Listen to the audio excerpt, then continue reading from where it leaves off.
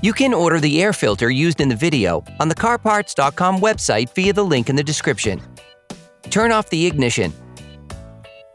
Set the parking brake. Pull on the hood release lever and open the hood.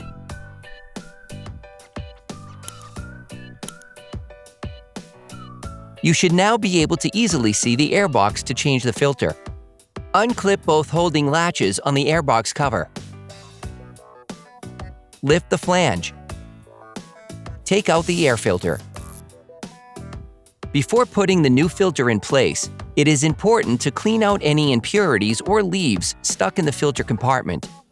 Hey, it's Alex from CarParts.com. If you enjoyed this video and want to support us, like, comment, and subscribe. Okay, back to work. You can order the air filter used in the video on the CarParts.com website via the link in the description. Take the new filter. You can now put the new filter in place. To put the flange in, incline it so that the interlocking studs go in first. Finally, lock the flange with the two latches. Operation complete.